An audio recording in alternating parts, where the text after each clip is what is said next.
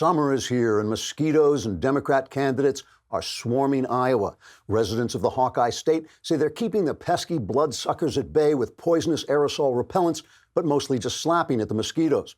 In a rally on Sunday in Cedar Rapids, a full 19 Democrats were on hand to deliver speeches. Crowds gathered outside, shouting slogans, beating drums, and shaking tambourines, but still couldn't get them to go away. Each candidate was allowed to make a speech for 5 minutes or an eternity, whichever seemed shorter. Frontrunner Joe Biden skipped the event in keeping with his campaign strategy of hiding until it's all over so that no one will find out what he's really like. But socialist Bernie Sanders was there, and he told the crowd, quote, "We must reverse whatever Donald Trump has done. So where he has restored our economy, I will impose socialism and take care of that in a big hurry." But this is not bad socialism, like the socialism of the Soviet Union, China, Venezuela, or other real-life places. This is good socialism, like in the Norway of my imagination, unquote. Eric Swalwell arrived on the scene with poll numbers so low he may be the first man ever to be elected not president, a new office in which whatever power you may have had is taken away from you and given to someone else. Swalwell announced that he is you, which was a relief since otherwise no one would have recognized him. Other candidates included Cory Booker, who told the audience this was a moral moment in which he was Spartacus and he was looking forward to tomorrow, which would be a material moment in which he was Madonna and got to wear the spiked bra. And of course, there was a bunch of women who said they were also running for president, which was kind of sweet in a way. The candidates regarded the gathering as the official start of the political season, as well as the official end of their political careers. Trigger warning, I'm Andrew Klavan, and this is The Andrew Klavan Show. I feel hunky-dunky, life is tickety-boo. Birds are winging, also singing hunky-dunky-doo. Ship-shaped, ipsy-topsy, the world is zippity-zing. It's a wonderful day, hurrah, hooray! It makes me want to sing. Oh, hurrah, hooray! Oh, hooray, hurrah!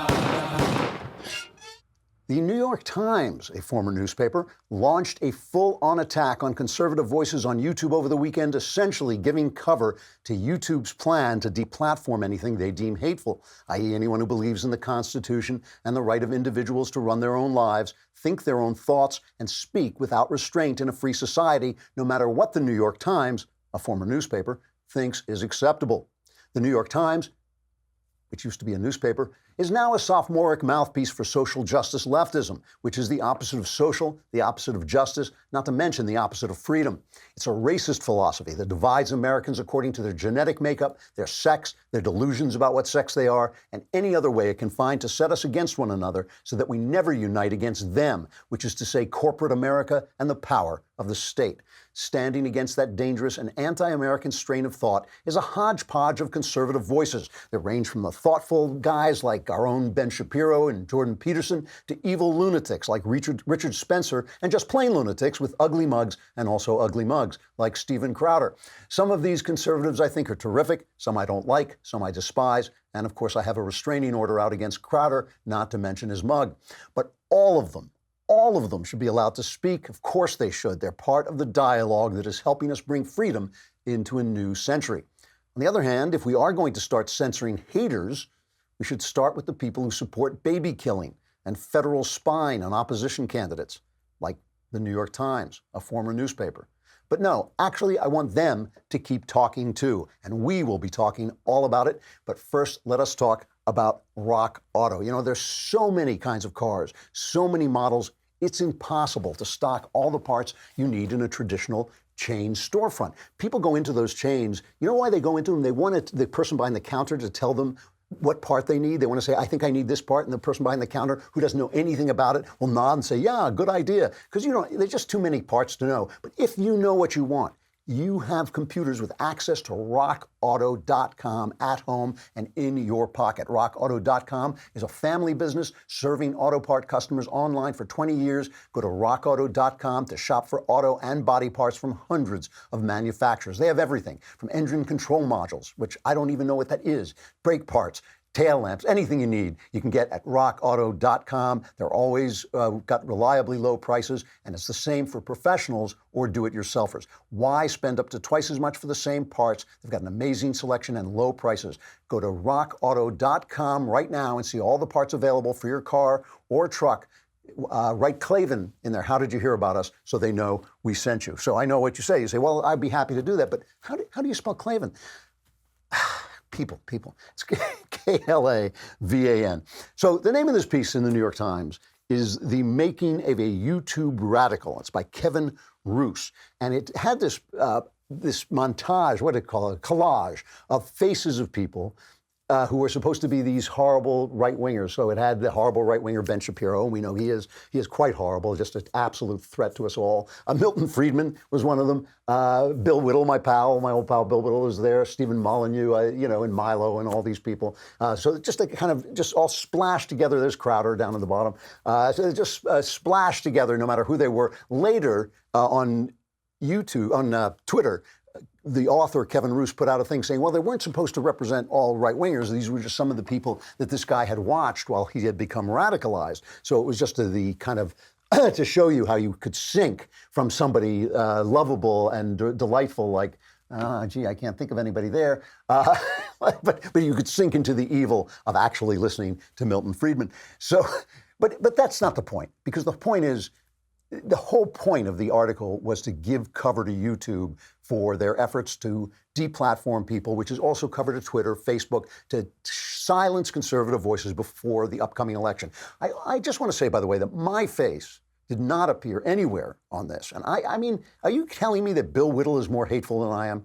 I can be just as hateful as Bill Crowder. I hate Crowder. I mean, it seems to me that should trump Crowder's hatred. Crowder just hates everybody, but I actually hate Crowder. So I mean, shouldn't that put me? I'm offended. I'm offended. I believe that because I call the New York Times a former newspaper and call their op-ed section Knucklehead Row, I think that they hate me so much that they won't even acknowledge my hateful existence. And I just think that is unfair, and I protest. I feel that the New York Times should be silenced unless they start to pay attention to my hatred and my divisiveness.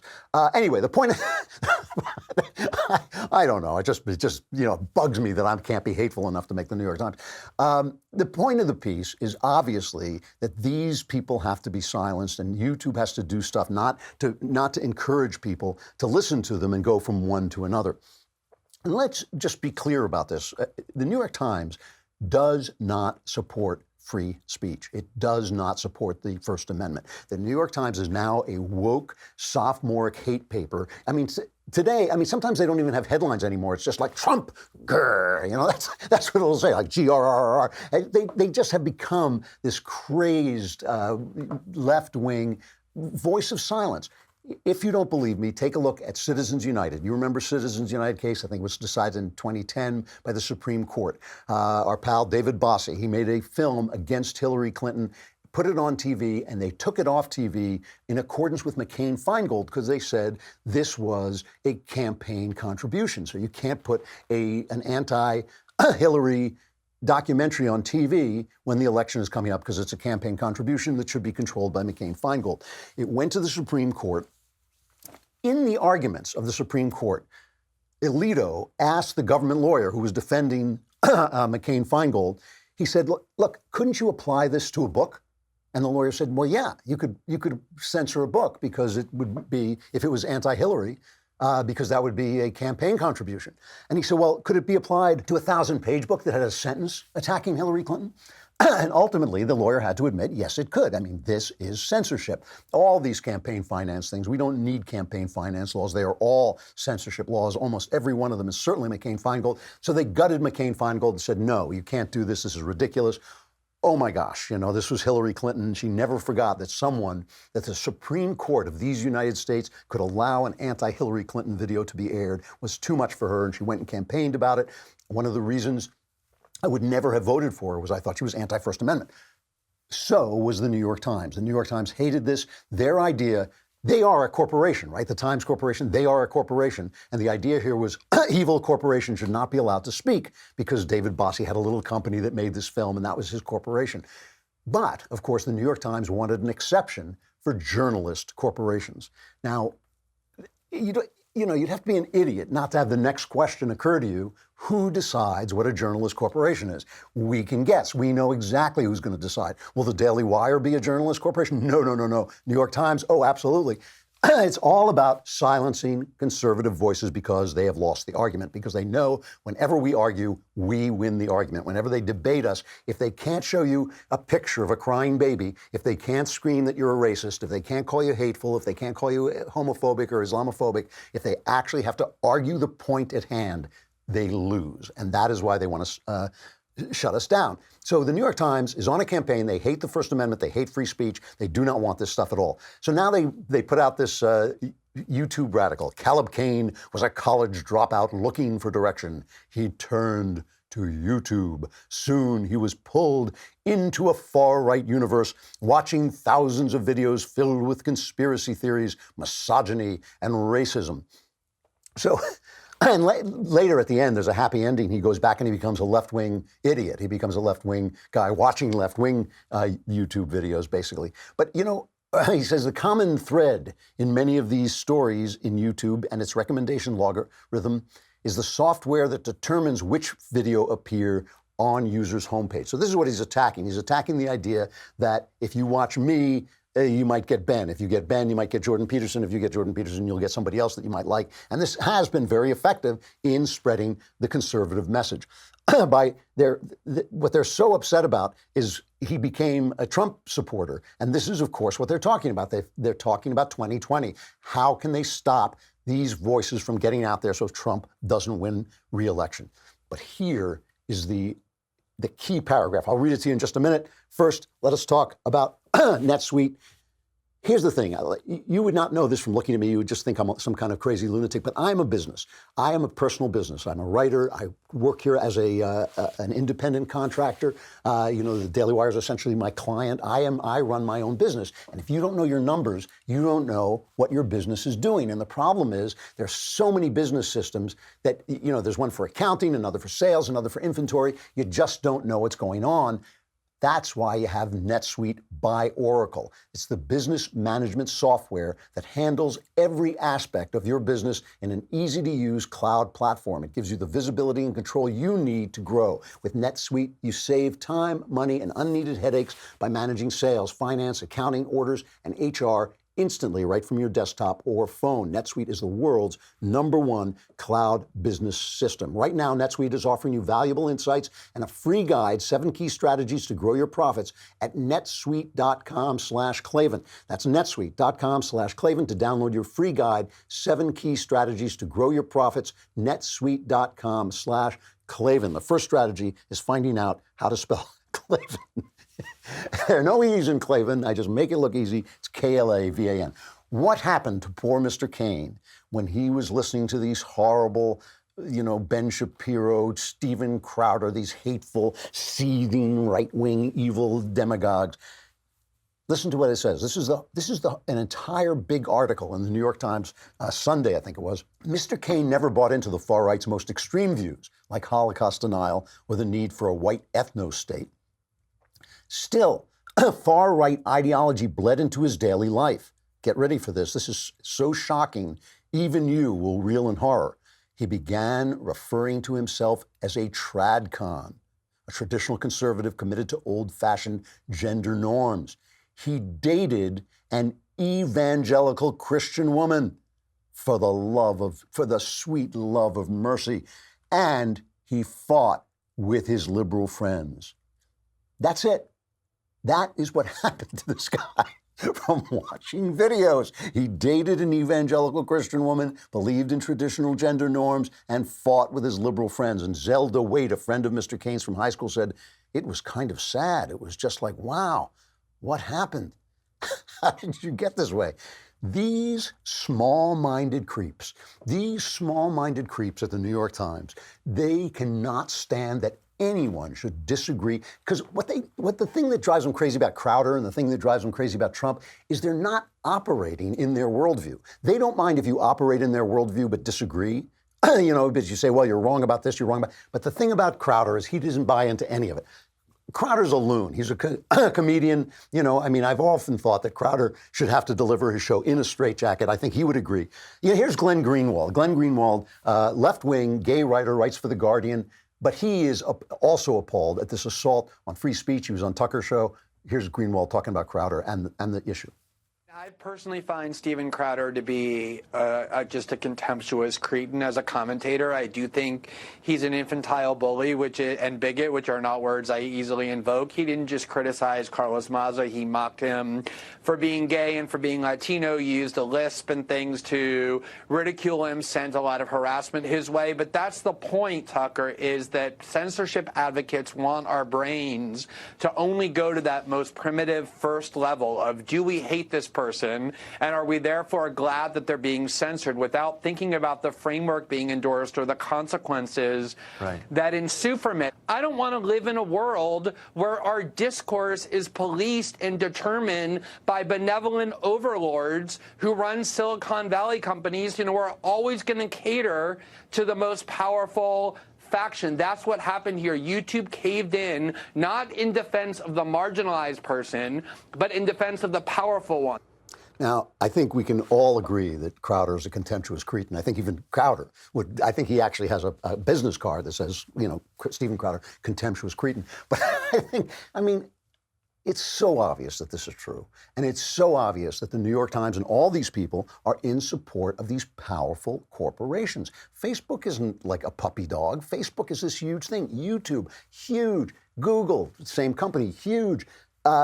Twitter, these are huge corporations that are all on the left, because our huge corporations used to be manufacturing corporations, which tended to be a little bit more conservative because they dealt with material, real things that only worked a certain way, and you had to put them together right. So that develops conservative values, right? You can't just put a car the way you feel it should be put together. You can't put a car together in a just way. You put a car together so it works, and it teaches you that things have to work, and that makes you a conservative.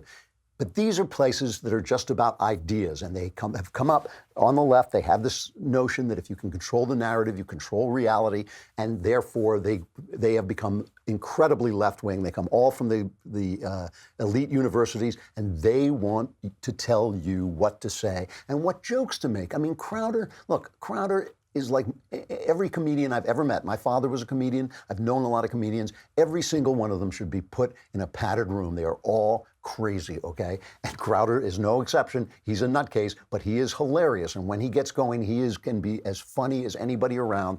Why is it that Stephen Colbert, Samantha Bee, each one of those comedians, every single one of them, can go on and hurl hatred against Donald Trump every night, and therefore against all the people who voted for him, and nobody says a word. Nobody says, hey, should NBC, should ABC, should CBS control its content? No. But if Steven Crowder goes out and makes some jokes, and by the way, don't tell me that Crowder uses slurs. Of course he does. He's a comedian. But so does Stephen Colbert. I mean, he has called Trump things that no one should say on public air, on the air actually controlled by the FCC, but nobody says a word about it. We all know this. We all know it. So, I think that the point that he's making, this is the powerful controlling speech.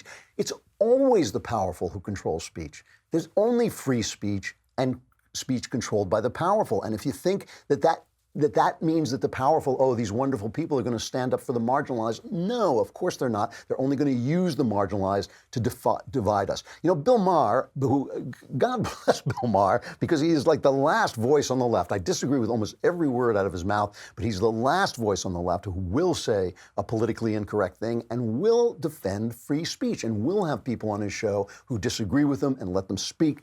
But, it was interesting to hear this roundtable because it had different ideas. He had Bret Easton Ellis on. I'll play Bret Easton Ellis. He's an artist, so he's going to be basically in the same place Greenwald was.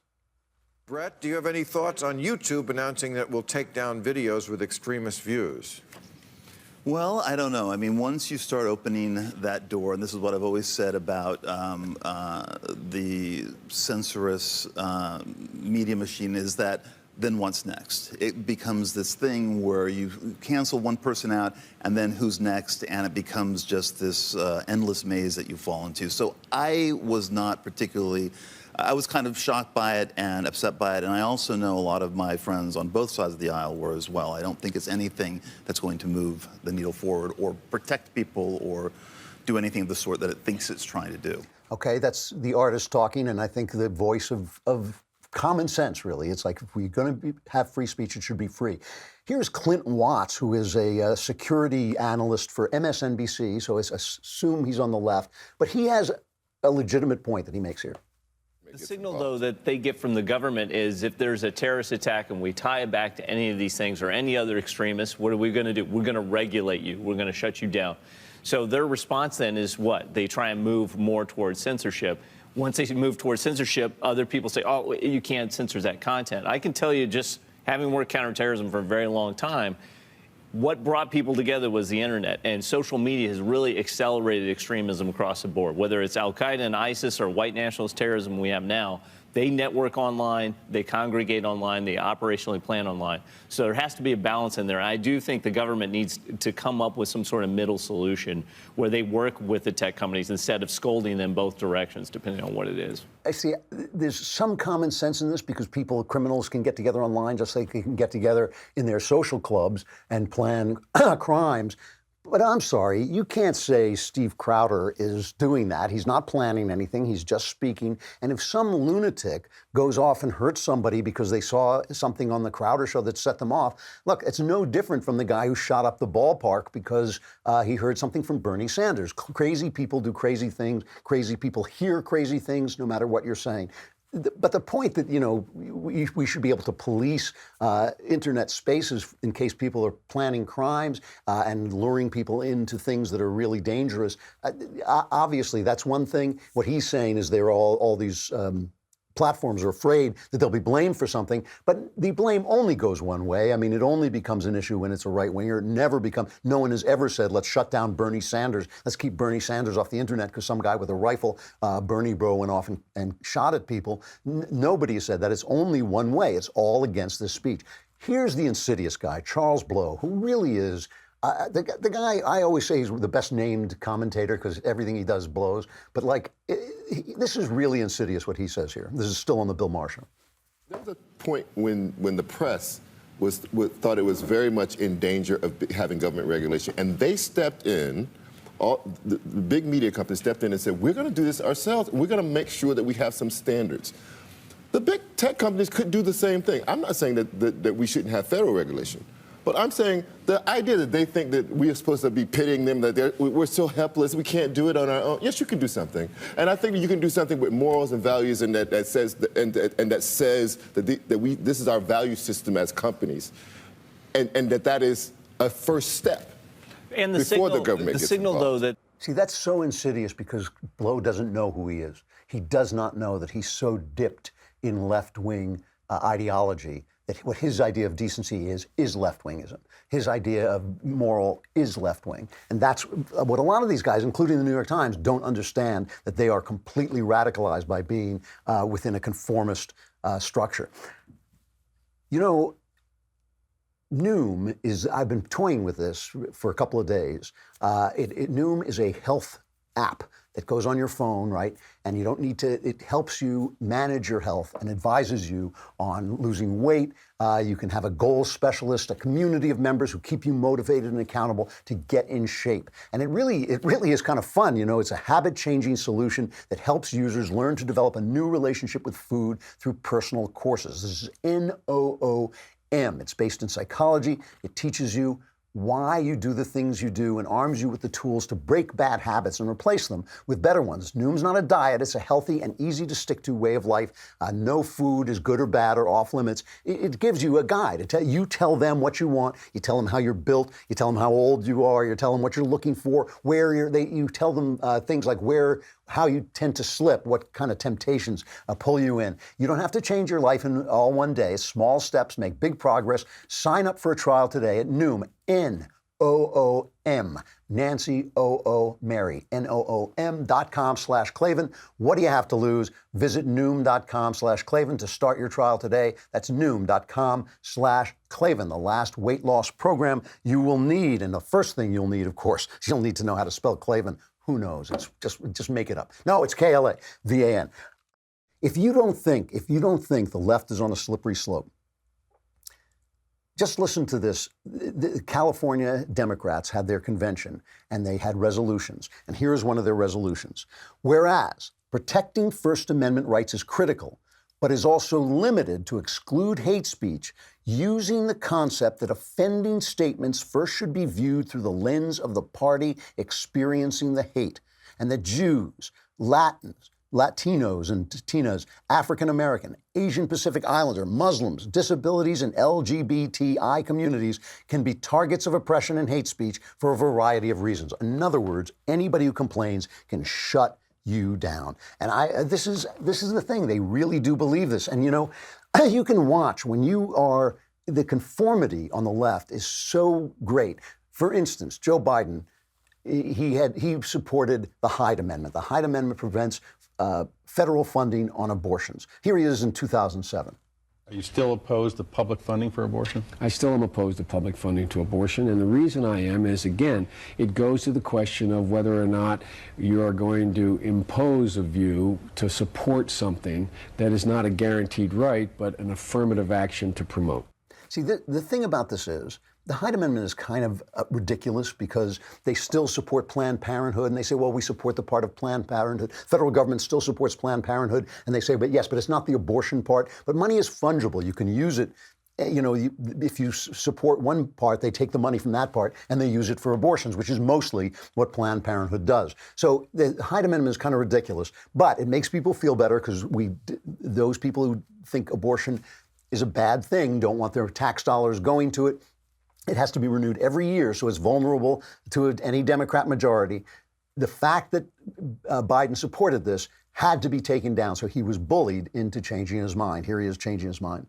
For many years as U.S. Senator, I've supported the Hyde Amendment like many, many others have, because there was sufficient monies and circumstances where women were able to exercise that right. Women of color, poor women, women who are not able to have access. And it was not under attack as it was then, as it is now. But circumstances have changed. If I believe health care is a right, as I do, I can no longer support an amendment that makes that right dependent on someone's zip code. If in fact it was still available, I think, just as I've never attempted to impose my views on anyone else as to when life begins, I have never attempted to impose my view on who should pay for it if people fundamentally disagree with the position we take. But folks, times have changed. I don't think these guys are going to let up. So people who are in conformist situations or in situations where only one idea is being spoken again and again because they're silencing all the other people, they tend to get radicalized. So what he just said was absurd, right? I don't impose my ideas when life begins. What if I say it begins at 15? Well, he imposes ideas then? Of course he does. Of course he'll impose his ideas. We have to impose moral ideas on society. It's just a question of how free people can be. We want people to be as free as possible. When they start killing other people, the freedom stops. So everything he's saying is nonsense. But you become more and more radicalized. Every study shows this. When you associate with only people who agree with you, you become more and more radicalized. I want to play, and then we'll go to the break, but I want to play this woman, her name is Sophie Lewis, and she's a radical. She's a radical on the subject of abortion. I'm not going to say that she represents anybody in the mainstream. I think she's kind of a loon. But this is what happens. And if you don't think that the slippery slope is slippery, and if you don't think this is where it goes, who will stop it if the rest of us are silenced? Who will stop us? Because we know that what they do on the left all the time is they define their idea as right and our idea as hate. It's not like, oh, we want to accept gay people into society. It's if you disagree that homosexuality is moral, you are hateful. It's not that they want to say, oh, let's stop bullying transgenders. It's they want to say, if you will not speak the words that this man in a dress is actually a woman, you are hateful. And that silences one side, creates conformity, and ultimately creates radicalism. If you don't think, read the New York Times. It's now a radical, left-wing, woke, racist paper. Okay, and this is where the abortion idea ends up. And I recognize how controversial this is, a form of killing. It is a form of killing that we need to be able to defend. I am not interested in where a human life starts to exist. I see the forms of making and unmaking each other as sort of continuous processes. The other end of the spectrum is the process of learning how to die well and hold each other and let each other go at the end of our lives as well as at the beginning. But looking at the biology of this kind of hemicorial placentation helps me think about the violence that innocently a fetus meets out vis-a-vis a gestator. And that violence is an unacceptable violence for someone who doesn't want to do gestational work.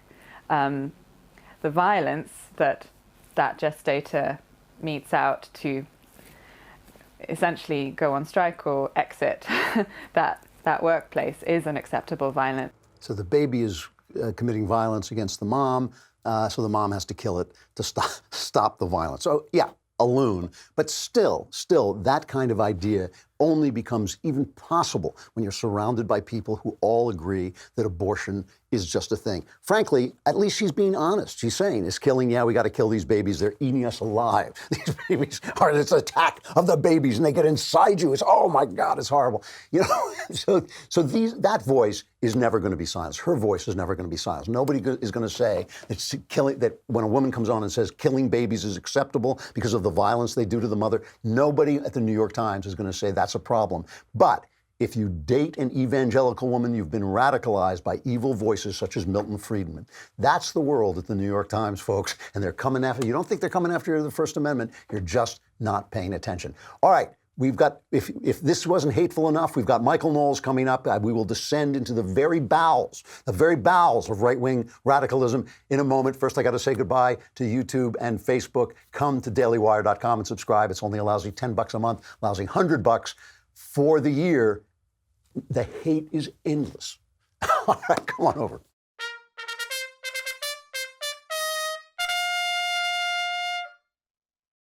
Knowles, you hateful, evil guy. It's so, I have to correct something that you just said. You said people have to go to dailywire.com and not watch it on YouTube anymore.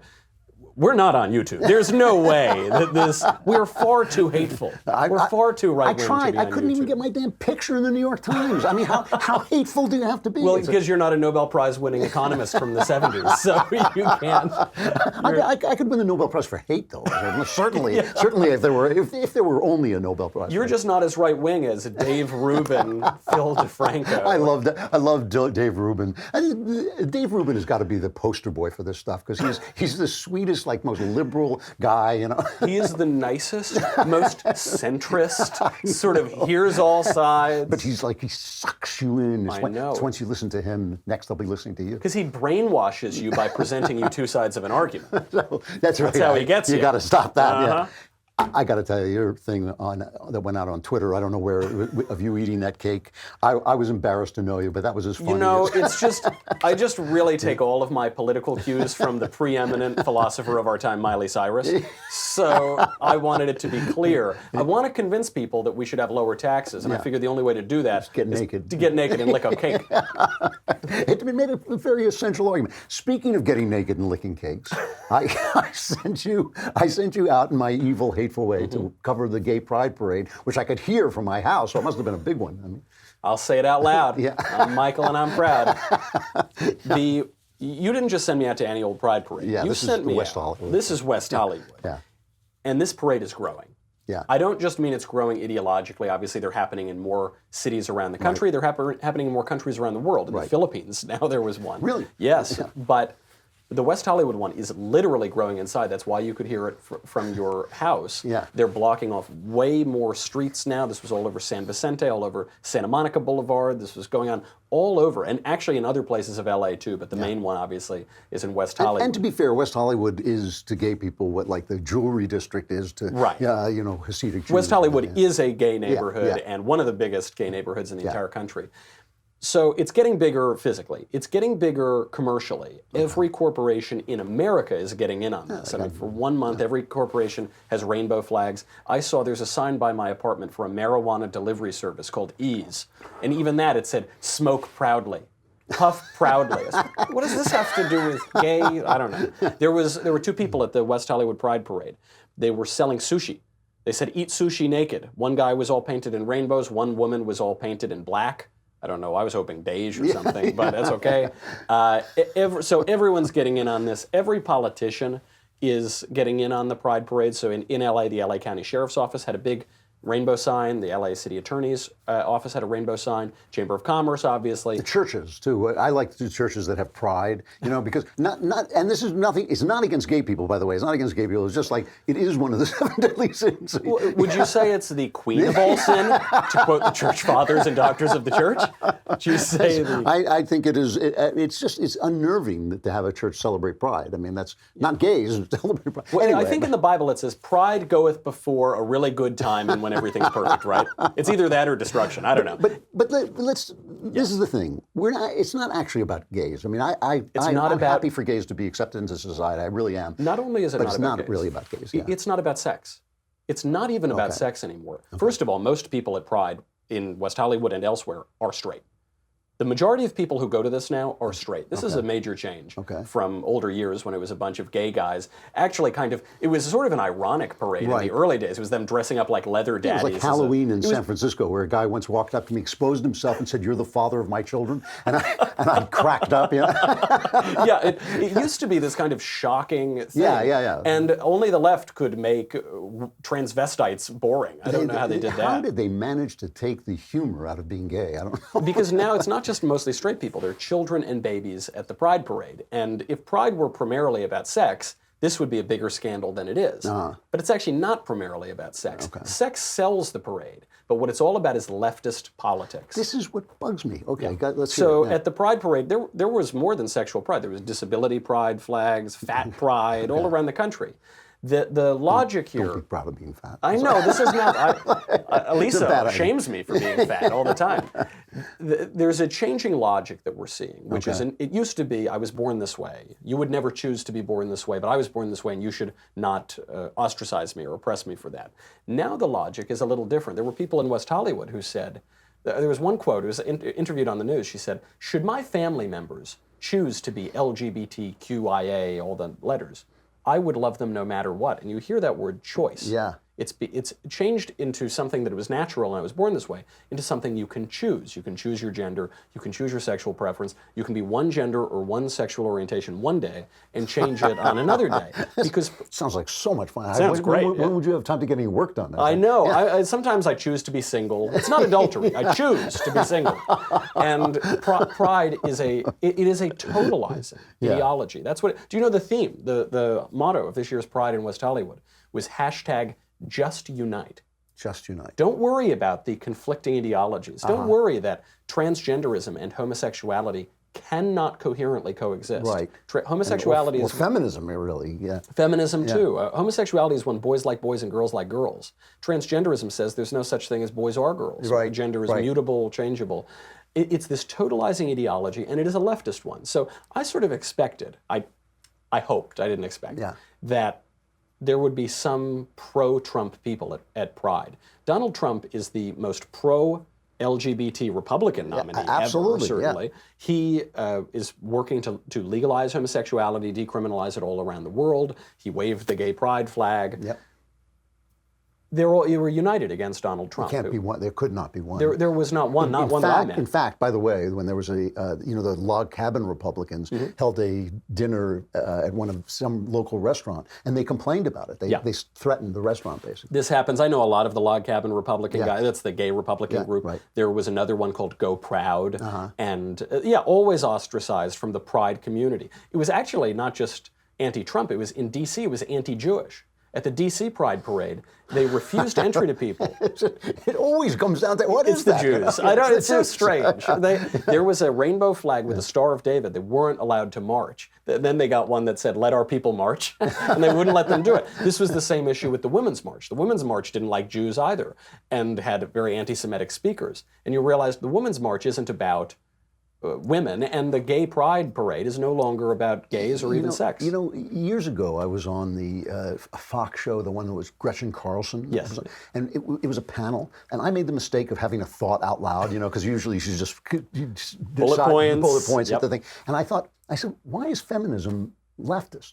And the panel stopped and everybody just kind of looked at me like, what do you mean? And I said, well, why can't women be more free as right-wingers, just like the rest of us, Like, why is it? And they didn't even understand the question I was asking. I mean, it's the same question with gays. Why? Does leftism help gays? Well, I think a lot of it comes down to the so-called expression of the Pride Parade. Because I talked to a lot of my gay conservative friends, and I have many of them, and a couple of them liked the Pride Parade idea. The vast majority of them despised it. Do not go to Pride Parade. They think it's outrageous. They think it's degrading. They think it's shallow, and obviously it's leftist. And do they still have the kind of display of sexuality, people in leather and people with their backsides hanging out of the... Much less so. Right, I mean, when growing up in New York, you'd go to the Village on a Tuesday night and you'd see a lot more than that, than even at the Pride Parade. No, Halloween was the night you would walk outside and think like, what, I'm sorry, you'd kind of open the door and kind of close the door again. I think this is what the left does. It's sort of what pornography does, is the flagrant display of sex throughout our culture. At first, it's sort of titillating and scintillating. And then over time, it just becomes boring. And I think this is what the left has done. And so Pride has gone mainstream. And it's, talk about mission drift. I mean, now it is just a front for leftism. Did you talk to people in the parade? I talked to some people around. Did you tell them who you were and kind of? Absolutely not. Are you insane? I don't want to be tarred and feathered in rainbow feathers everywhere from boas. No, but I didn't find any conservatives. No conservatives, nothing. Yeah, no. It is really fascinating to me. I'll tell you the other thing that's fascinating. We're running out of time. I'll have to talk about this another time. It's fascinating to me that people are having less sex. Yeah. So that, like, you have Miley Cyrus supporting abortion by licking a cake naked, and you think, like, yeah, but people are having less sex. So what you're saying is the sexiest thing you can do is kill your children, as opposed to, like, actually have sex. It's like. Well, this is the thing. You would at least expect a gay pride parade would have a lot of sort of sexual imagery, much less so. And those studies that show that people are having less sex. Yeah. Younger people are having the least amount of sex. I know. Less sex than anybody. Yeah, it's exactly the opposite of what you think. It's because it's all virtual. It's all virtual signaling. It's all virtue signaling. It's all digital. And it's all ultimately selfish. I mean, this is why you have a rise in loneliness and pornography. And it really is something. This thing that it's transformed into a political meeting, so that Jews are not allowed. You're not allowed to be a gay person to support. I mean, it's the opposite of diversity. It is the opposite of diversity. And it's amazing to me. I mean, it still breaks my heart because I'm old enough to remember the New York Times being a good paper. It's amazing to me, this kind of vicious attack on anybody who disagrees, on anybody who says, well, wait, let's stop for a minute. Let's reconsider. Maybe, you can be gay and be a Republican. So it's just amazing the way they shut those guys down. This is what this big conservative debate over the last few weeks has been about. Yep. Can you have a neutral space where everyone has their own ideas and they're all tolerant, or will people, in the name of that liberal and tolerant ideology, enforce a brand new, far more rigid morality on you? And that's what we're seeing. Really interesting. What's your show about today? Today is about how queer our culture has become. No one could talk about that better than you. So let me have a final reflection here. You guys may remember I had Myron Magnet, the brilliant Myron Magnet, on to discuss his book, Clarence Thomas and the Lost Constitution. I had not read the book at the time, but the company sent it to me, Encounter Books sent it to me, and I finished this book. This may say something about me, but I finished this book at 2 a.m. I couldn't put it down. Let me recommend this highly. Myron is a friend. I have a lot of friends. They wrote a lot of books. I don't recommend them all. I don't come on and just make a point of it. This is different. And here's the reason. It's like 130 pages long, 133 pages long. And what Myron does, it's not about Clarence Thomas in the sense of, oh, now I'll know a lot about Clarence Thomas.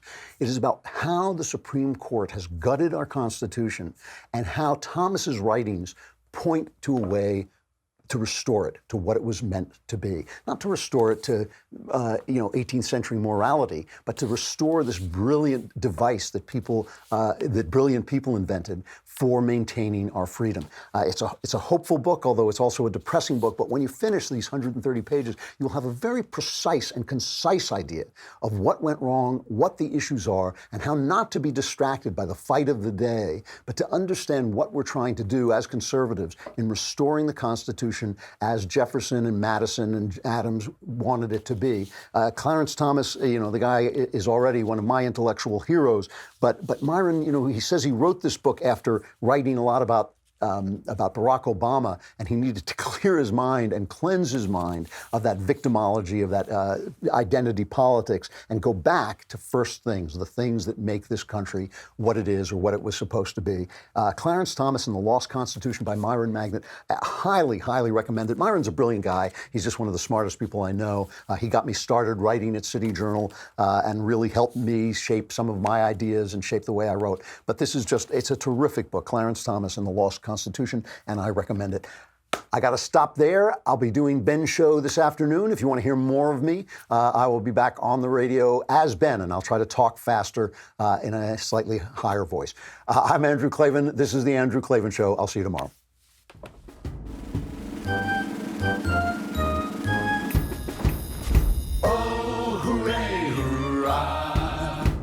The Andrew Klavan Show is produced by Robert Sterling. Executive producer, Jeremy Boring. Senior producer, Jonathan Hay. Our supervising producer is Mathis Glover, and our technical producer is Austin Stevens. Edited by Adam Sayevitz. Audio is mixed by Mike Cormina. Hair and makeup is by Jesua Alvera. And our animations are by Cynthia Angulo. Production assistant, Nick Sheehan. The Andrew Klavan Show is a Daily Wire production. Copyright Daily Wire 2019.